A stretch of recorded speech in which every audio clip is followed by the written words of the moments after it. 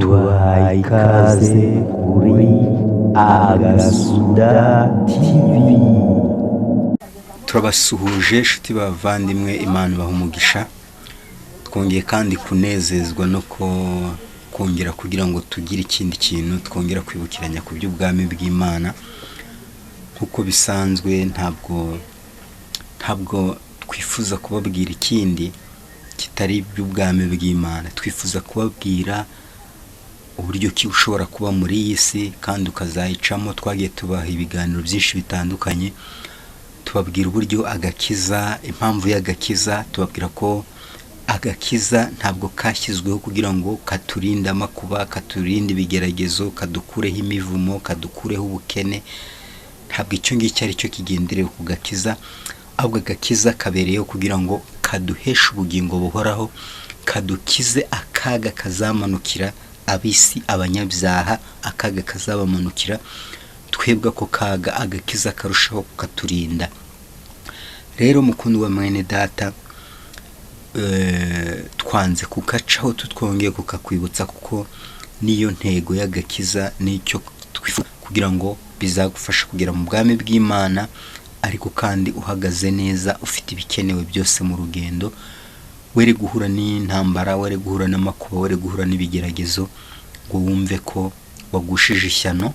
Oya, ibyo ni ibisanzwe bibaho mu nzira, kandi ukwiye kubyihanganira, ukabitsinda, ukabinesha, ukazageraho Kristo Yesu yifuza kukugeza. Rero uyu munsi ndashaka kubabwira noneho ku mbaraga z'amasengesho, umumaro w'amasengesho. Uyu munsi nicyo nshaka kubaganiriraho. Mu buryo busanzwe, cyangwa se mu gihe tugezemo kigoye, gikomereye abagenzi benshi, iyo urebye kenshi usanga ari uko bafite imyiteguro mikeya, cyangwa se uburyo bukeya bwo kubana n'Imana, uburyo bukeya bwo gushyikirana n'Imana.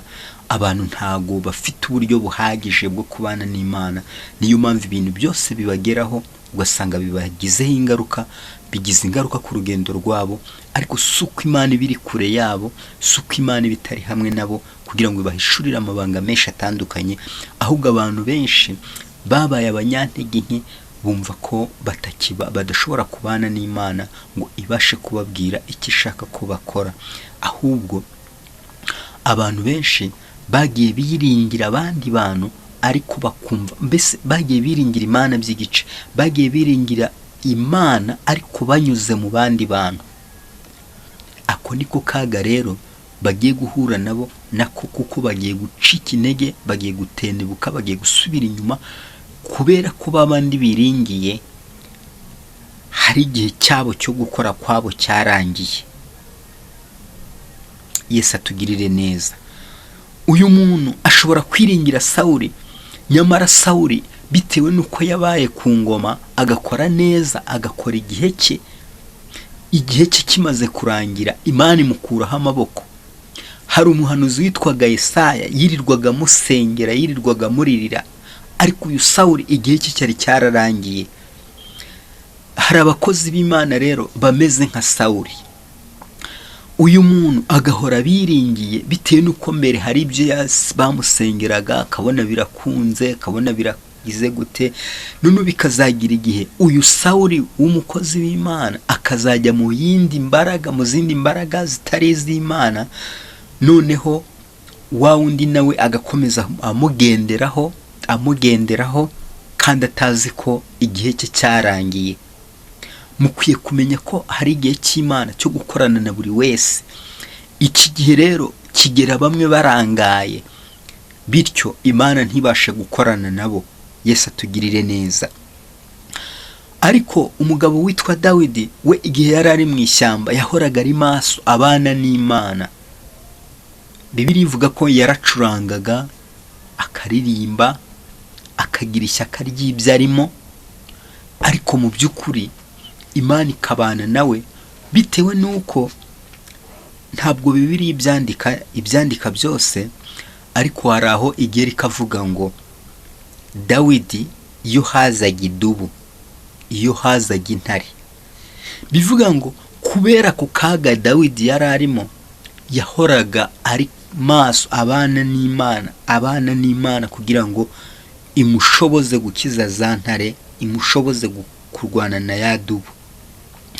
Ngaka agaciro k'ibigeragezo, ngaka agaciro k'amakuba kubizera. Abizera kubera guhora bahura n'intambara, nicyo gituma igihe cyose bakwiye guhorana n'Imana kugira ngo ibahe strategy yo kunesha ibyo byose bahuye nabyo. Ariko aba bakristo badashaka kugendana n'Imana, ahubwo bashaka kugendana n'abantu ngo babantu bari bo babagerera ku Mana, bese bafite ibyiringiro ariko binyuze mu bandi bantu. Aba bakristo rero nibahura n'ibintu biri peke yake bisaba urugamba rwabo rwihariye, ntabwo bazabasha kururokoka. Agaciro k'amasengesho rero, icyambere, iyo ugize umwanya wo gusenga uhishurirwa amabanga ajyanye n'ubuzima bwawe, ajyanye n'urugendo rwawe yawe ku giti cyawe. Mu kubana n'Imana usobanukirwa impamvu yo kwizera Imana utanyuze ku wundi muntu. Tutagiye kure, nyuma yo gufunga isengero abantu benshi bavuye mu byizerwa. Abari abapasiteri baragwa, abari abavugabutumwa baragwa, abari abadiyakoni baragwa, abari abanyamasengesho baragwa. Mbese muzi impamvu? Ya mbere, twigeze gukora kubaganirira ubundi buryo bubabwira ngo kenshi abantu bababona imbere yabo muri mu nsengero mwitanga, bakabazamura mu ntera, bakabaha imirimo n'inshingano runaka, mwarangiza bitewe n'uko abo bantu bazamuwe n'abantu nyine, nibo wa muntu bubakiyeho cya kintu bubakiyeho, niba ari idini, niba ari ibyumba by'amasengesho, niba ari abapasiteri babahedinze, iyo baguye na wa muntu aragwa. Iyo habayeho impamvu yo gufunga rya dini kuko ari ryo cyishingikirizo cye, aragwa. Bene data bakundwa, nimube maso, mumenye guhamagara kw'Imana, mumenye umuhamagara Imana ibahamagaye aba ari wo mugenderamo. Mureke guhamagarwa n'abantu ngo mwitiranye ijwi ry'Imana n'iry'abantu. Icyo gihe bizabasubiza inyuma cyane, kubera ko umugambi w'Imana muzawutakaza, ubushake bw'Imana muzajya kure yabwo, kubera ko mwubatse ku bantu. Imana itugirire neza. Uyu rero, uyu muntu wiringiraga Sawuli ngo haza umuntu uvuye mu Bafilisitiya witwa Goliyati atangira gutera ubwoba Abisiraheli, atangira kubabwira amagambo y'iterabwoba. Uyu Sawuli kuko atarari mu gihe cye, atarari gukorana n'Imana, atarari kumwe n'Imana, buriya ibyari biri mu mutima we hari harimo mbe turahungira he, hari harimo amaganya, hari harimo kwitotomba, hari harimo ubwoba budasanzwe. Uyu Sawuli yari afite kwiheba kwinshi cyane, ku buryo iyo umwegera uyu Sawuli yari gutangira akakubwira uburyo ki ugomba kwiyicisha inkota aho kugira ngo ugwe mu maboko y'Umufilisitiya. Ariko umuntu utiringiye umuntu yarakomeje ajya mu mwobo, arihisha, ategereza igihe Imana iraza gutabarira. Ngaka agaciro ko kubana n'Imana bitanyuze mu wundi muntu. Ngaka agaciro ko kuba imbere y'Imana bitanyuze ku wundi muntu. Uri umwana w'Imana, uri umuntu Imana yahamagaye ikamutoranya. Ibyo byose uri kunyuramo, izo nzira uri kunyuramo, ibyo byose nibyo kugira ngo bizakugeze ku mugambi w'Imana. Wicike intege rero, wikumva ko Imana itakumva. Imana irakumva, ahubwo ni uko igihe cyawe kitari cyagera. Hari igihe cyo kumvwa n'Imana ariko ikabinota ahantu, ikabibika, ikabizigama. Noneho hari igihe cyo gushyira mu bikorwa bya bintu Imana wagiye ubwira Imana. Yesu atugirire neza. Ahari wenda iki kintu ushobora kucyumva neza kutishije urugero rwa Morodekayi. Uyu mugabo Morodekayi yaburiye umwami ko hari abagabo bashaka kumwica. Uyu Morodekayi nta kintu na kimwe bigeze bamukorera. Morodekayi abantu barindanaga nawe birashoboka ko bamusetse, baravuga ati ni wenda bariya bari kuzamara kwica umwami bakatugira abantu bakomeye, none urababwiye, urabareze, none ubikumariye iki? Ese gusenga bikumariye iki? wirinze ubujura, wirinda amanyanga atandukanye, ariko ntacyo byakugejejeho, mbese bikumariye iki? Aba bantu barakomeza batuka Morodekayi.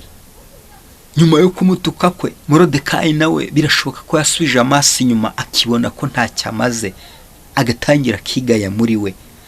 Uyu mukristo birashoboka ko yakiriye agakiza, amenya ibanga rihesha ubugingo buhoraho, amenya icyo agakiza icyo ari cyo, amenya ko ari umwana w'Imana. Arangije yanga kugenda, mbese agenda nyine nk'abana b'Imana, nk'abana b'umwami, nk'abana b'umuntu ukomeye. Noneho uyu mukristo ageze imbere ahura n'abandi, agwa mu kandi gatsiko k'amabandi. Aya mabandi noneho babonye ari ku rwego rwo hasi ruciriritse cyane, batangira kumutuka no kumuvuma, batangira kumwibutsa aho yari ari kera n'ibyo ari kugenderamo ubwo ngubwo, kuko iherezo ryabo ritaragera, kuko igihe cyabo kitaragera kugira ngo bacirwe urubanza. Batangira kumutuka, batangira kumutera amabuye. Uyu mukristo batangira kumubwira amagambo ababaje cyane amuhangayikishije, ariko yewe mwene data ntusubire inyuma, ntucike intege, nuko igihe cyawe kitari cyagera. Uyu Morodekayi rero bigumaho, ariko barabyanditse mu gitabo. Igihe kigeze umwami abura ibitotsi. Amaze kubura ibitotsi, bareba bya bindi byanditswe. Uyu mukristo nubwo ari umukene, ariko hari igihe kizagera ya mirimo yakoreye Imana izibukwa. Yesu atugirire neza. Niki kiguciye intege? Niki kigusubije inyuma? Kuba wasenze none Imana ntikubwire, ntivugane nawe, ntabwo ari uko y'amasengesho yawe Imana itayabonye. Abantu benshi barahamagarwa, bamara guhamagarwa bagakora ikosa ryo kwirirwa mu bantu. Niyo yajya mu butayu, akajya mu butayu gusenga, ariko akajyana n'itsinda runaka, cyangwa se akajyana n'umugenzi we runaka. Abantu baburiye Imana umwanya. Bamaze kuyiburira umwanya, amabanga yabo aratakara. Igihe cyo kubwirwa amabanga y'ibibari imbere kirabura, bitewe nuko bananiwe kubana n'Imana ubwabo, ahubwo bagendera mu kivunge, bagendera mu kigare. Imana itugirire neza. Abantu benshi bahamagariwe gukora imirimo y'Imana runaka, bamaze gukora iyo mirimo y'Imana, barangije bare mu tugurupe, bare mu dutsiko, bibagirwa icyo Imana yababwiye, bibagirwa aho Imana yabavanye, bibagirwa aho Imana yabahamagariye. Iyo tuvuze gutya, benshi bibwira ko ari mu misozi. Niba yarasengeye ku musozi runaka, akongera agasubirayo ngo ni Imana ngo izamusanga. Ariko ibyo nabyo ni ubuyobe, ni ukwizera guke, ni ukutamenya icyo uri cyo mu maso y'Imana. Uri umwana w'Imana, Imana iri muri wowe, uri urusengero rw'Imana, uri inyubako y'Imana, Imana ituye muri wowe. Aba bantu rero bamara kugira kwizera guke, agatangira kumva ko we ubwe Imana itamwumva, ahubwo akajya kuri porogaramu zubatswe n'abantu. Saa sita turasenga, saa munani turahimbaza, saa 10 turatura amaturo, saa 11 turashima Imana, mbese saa 12 turumva ubuhamya, ni ibintu biporogaramye, ariko Imana ntabwo ari uko ikora. Si uko icyo gice na kitagikoreramo, ariko iragushaka ku giti cyawe kugira ngo iguteguze amakuba n'ibyago biri imbere yawe, ubashe gukomera muri ibyo byago. Iguha amakode uzakoresha muri icyo gihe uzaba ugezemo. Dore uko uzasenga, dore uko uzitwara, dore amagambo uzajya ukoresha. Imana itugirire neza. Nkunda kubabwira kode zagiye zikoreshwa mu ntambara za kera Abisiraheli bagiye barwana. Umugabo Yosuwa ngo yabonye gutera umudugudu wo kuri Ayi, ngo abona uteye ubwoba cyane, abona biramuhangayikishije. Aragenda arasenga, amaze kubana n'Imana ubwe. Imana imuha ibanga ryo gutunga icumu gusa. Icyo gihe Ayi barayitsinda. Bageze i Yeriko bibaza ukuntu barinjirira uwo mudugudu. Imana ibaha kode yo kuzenguruka inshuro 7. Yesu atugirire neza. Ese wowe niki uri kufata Imana iguhaye kugira ngo winjirane muri urwo rugamba ruri imbere yawe? Intambara iri imbere yawe ntabwo uyizi, kandi iyo ntambara irimo irahiga ubugingo bwawe, irimo irahiga ubugingo bwawe. Bamaso, sobanukirwa ko agakiza atari urukingo rw'ingorane.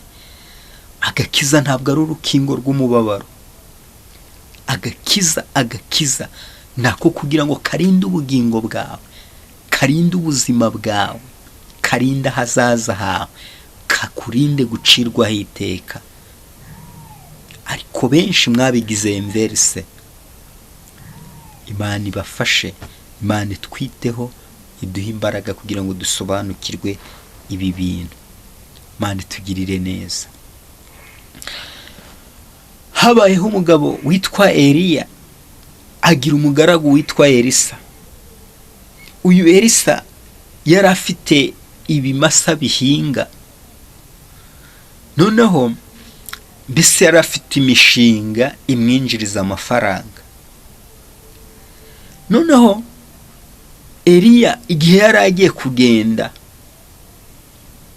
amukurwaho, uyu Elisa bitewe nuko atigeze agira umwanya wo kurangara ubwe, amenya amakuru yuko shebuja agiye kugenda, ariko Imana imuha kode yo kujyana nawe. Eliya Imana ntiyamubwira ngo ngwino ujyane n'umugaragu wawe. Eliya aragenda agera ku bana b'abahanuzi. Abana b'abahanuzi bahishurirwa icyo Elisa kigiye kumubaho, ariko ntibahishurirwa kode Elisa akwiye gukoresha. Aka ni akaga rero kazagendana n'abakristo bagendera ku bandi, bagendera ku bana b'abahanuzi. Yewe nubwo uri muri ibyo, uri muri rushya, dore Eliya agiye kugukurwa, agiye kwigendera. Ariko uyu Elisa nta mwanya yigeze agirana n'abahanuzi, ahubwo yagiranaga umwanya n'Imana ubwe ku giti cye. Imana ikamuha amabanga, ikamubwira ati kode urakoresha nimwe gusa, ntumuveho, ugumane nawe. Yesu atugirire neza. Elisa ahabwa kode yo kutareka Eliya ngo agende wenyine, amuherekeze. Eliya nawe kuko yari yahishuriwe ko agiye kugenda, atangira gushaka kuba nka bya bindi bya Aburahamu byo gusiga abagaragu ngo agiye gutambira hariya. Eliya atangira kubwira umugaragu we ati sigara hano, ngiye hariya. Ariko Elisa kuko yari yamenye ibanga mbere yuko Eliya agenda, hari amakuru Imana yari yamuhaye direct atanyuze ku bana b'abahanuzi. Elisa arakomeza kurikira Eliya. Bageze kuri Yorodani, Eliya kubita umwitero hasi. Bivuga ngo iyo uyu Elisa aza gusigarana n'aba bana b'abahanuzi bari kumubwira amakuru ngo igumire hano ni mu bwiza bw'Imana, Imana izakugirira neza, igumire hano. Elisa hari ibintu byinshi yari guhomba. uyu mukristo utinze kuri ako gapuwe k'urusengero, utinze kuri ako gapuwe k'abahanuzi, utinze kuri aka gapuwe k'abapasitori n'abakozi b'Imana, hari ahantu agiye gusigara kandi agiye kuzahapfira nabi, kubera ko yanze kugendana n'Imana ngo imuhishurire ikingirakamaro ku buzima bwe, ahubwo agakomeza agenda arangariye bariya. Hari icyo Imana ishaka gukorana nawe, gendana nayo, kuko hari icyo yiteguye gukorana nawe. Elisa rero kuko yari yabwiwe ngo agendane nawe, Eliya abonye bimuyobeye, abwira Elisa ngo mbese ko ngiye kugukurwaho, abona kumuhishurira ibanga. Bene data, hari amabanga menshi abapasiteri batazababwira, hari amabanga menshi abahanuzi batazababwira, hari amabanga menshi abakozi b'Imana batazababwira, ahubwo bazajya bababwira mu mutima ngo nawe igerereyo. Uyu mukozi w'Imana rero nabona igihe cye kiri kumusiga, nabona ibyo yibwiraga bitari gukunda, bitewe n'uko igihe cye cyarangiye. Igihe cyarangiye utangira kubona ibyo utabonaga,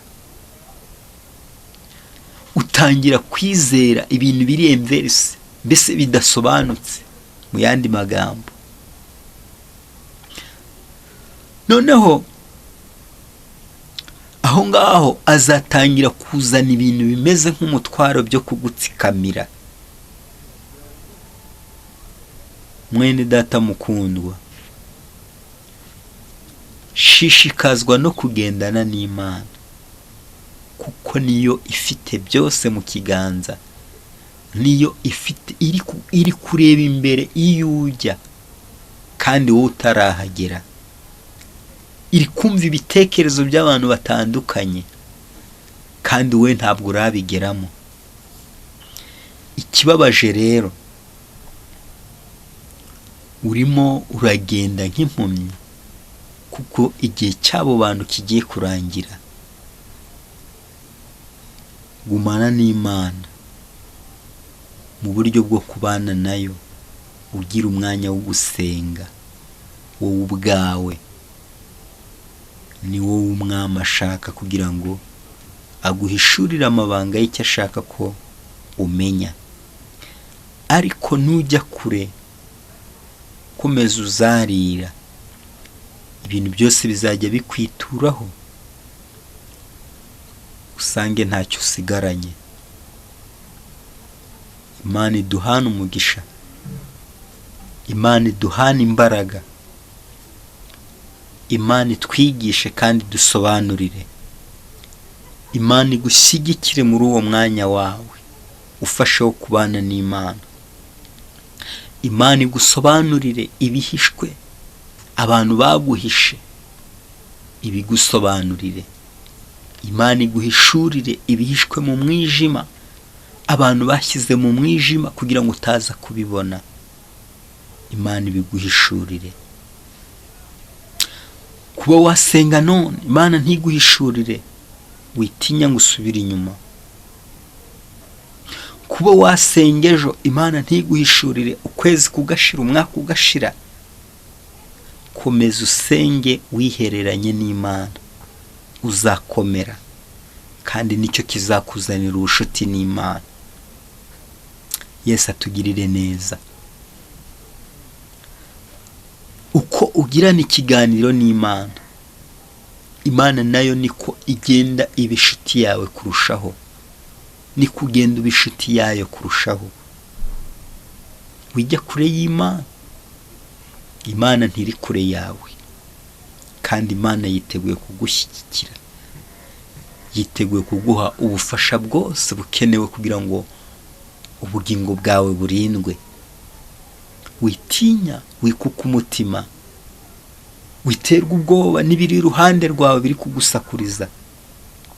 witerwa ubwoba n'induru ziri kuvugira iruhande rwawe, witerwa ubwoba n'akarengane uri kugira ko kubabaza uyu mubiri wawe. Nyamara ibuka Dawidi, amadubu yarayo kugira ngo arusheho gusabana n'Imana. Yesu atugirire neza. Dawidi rero bitewe n'umwanya yagiranye n'Imana, bitewe n'igihe yabanye n'Imana, ageze imbere ya Goliyati, abandi bakamubwira ati amenyereye intambara, reba uko yambaye, yakwibuka imbaraga zabanye nawe, yakwibuka indwara Imana yamukijije. Dawidi yakwibuka ishurirwa yagiye agira, yakwibuka ibintu Imana yagiye ikorana nawe bitangaje, yakwibuka amabanga Imana yagiye imumenera, akumva arakomeye. Dawidi ari mu ishyamba, yari yemeze nk'uwatereranywe, yari ameze nk'udafite ibyiringiro. Ariko Dawidi nyuma yo gutera intambwe ageze kwa Goliyati, hari icyamukomezaga muri we. Mbese ufite wowe ikiri bugukomeze imbere mu makuba ugiye guhura nayo, imbere mu kaga kagiye kugwirira isi yose? Ufite ikizagukomeza? Ayiwe, wirangazwa n'ibyo ubona, wirangazwa n'amazu n'ibitabashwa abantu bubatse.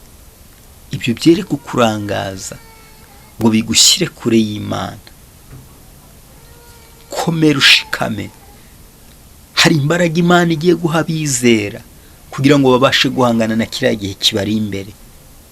Ariko ikibabaje, benshi murarangaye. Niyo mpamvu mutari bubone izo mbaraga, niyo mpamvu mutari bubone izo nkomezi, kubera ko hari ibibarangaje. Murangariye ibitari ngombwa ko murangarira. Imana itugirire neza. Gufata umwanya ukabana n'Imana bigusaba iki? Yesu akwiteho. Gufata iminota mikeya ukabana n'Imana, ibyo bigutwaye iki? Nta makuba byakuzanira, nta kaga byakuzanira, nta karengane byakuzanira. Ariko wowe gufata umwanya ukabana n'Imana ni ikibazo kuri wowe. Kere kukubana ikibazo. Yesu atugirire neza. Uri umwana w'Imana, gira umwanya wo kwicarana na so, umuganiriza ibikurushya byose, umuganiriza ibikubabaza byose. Icyo gihe nibwo uzakomera ukaba inshuti y'Imana byiteka. Imana iduhane umugisha kubw'uyu mwanya tumaranye, kandi wite kuri aya magambo, uzirikane ko uri umwana w'Imana, uzirikane kuri urusengero rw'Imana. Imana izakugirira neza. Yesu yitegereza abantu bazasenga igihe kinini bakabona ntibari gusubizwa. Arababwira ati rero nimukomere.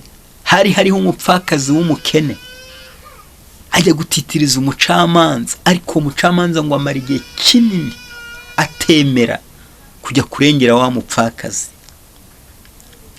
Noneho uyu mupfakazi, kuko nta handi yari ategereje ibyiringiro, uyu mukristo kuko nta yindi nshuti ashaka kugira itari Yesu Kristo, uyu mupfakazi abonye ko nta wundi atezeho ibyiringiro, birashoboka ko yagendaga amusezereye, yagera hirya yararanganya amaso akabona nta yindi nshuti nziza afite agomba kuzana yamurengera muri cyo ku karengane yari afite. Ejo akongera akagaruka.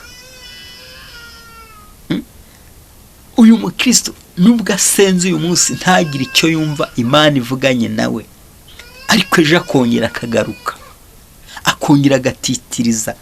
Icyo ni ikimenyetso cyerekana ubushobozi n'imbaraga wiringiye muri uwo muntu uri gukomeza utitiriza, nyamara yaguhakaniye. Yesu arangije arongera abwira abantu kugira ngo hatazagira amajwi abaca intege akabajyana kure y'ubwami bw'Imana, yitwaje ngo mwebwe ntabwo muri abana b'Imana. Arababwira ngo hariho umupfakazi w'umunyakananikazi, noneho ngo araza abwira Yesu ngo amurengere akize umwana we kuko yari ababaye cyane. Noneho Yesu arangije aramusubiza ngo mbese nafata ibyo kurya by'abana nkabijugunyira imbwa? Ntabwo nafata ibyo kurya by'abana ngo mbijugunyire imbwa. Noneho aravuga ngo ni koko imbwa zirya, ariko zishobora no kurya ubuvungukira bwavuye ku meza y'abana barimo kurya. Yesu yagiye agaragaza mbese nta mpamvu n'imwe ikwiye kuguca intege kugira ngo ubane n'Imana, usenge Imana, wihererane n'Imana. Nta mpamvu n'imwe ikwiye kuguca intege kuko iyo mitego yose yarateguwe. Kuba utumvise ijwi ry'Imana ntabwo bivuze kuri ikivume mu maso y'Imana, ahubwo komeza ube maso, komeza urindire. Hari isaha n'igicuku kigiye kubaho kugira ngo Imana ivugane nawe. Bya bindi byose wifuzaga ku Mana ubashe kubibona. Hari isaha imwe igiye kugera Imana izikorane nawe. Gira umwanya wo kubana n'Imana, nirwo rufunguzo rwonyine rw'agakiza, nirwo rufunguzo rwonyine rwo kuguha umudendezo muri iyi si dutuye. Uzabona intambara nyinshi uzitsinda, ariko nyamara utazi uko byagenze, kubera kuri kumwe n'Imana. Komera ushikame, hari ubutabazi, hari uburinzi bwahawe abera kugira ngo babashe gutsinda byose. Ariko niba uri kure y'Imana ntabwo uzamenya amakode yo gukoresha kugira ngo ubashe gutsinda ibyo byose. Imana iguha umugisha, Imana igukomeze muri iki gihe.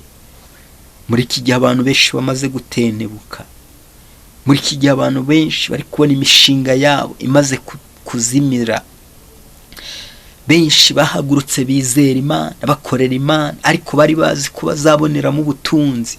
Babonye iherezo ryabyo riri kugera, none batangiye kunyanganya bamwe muri mwe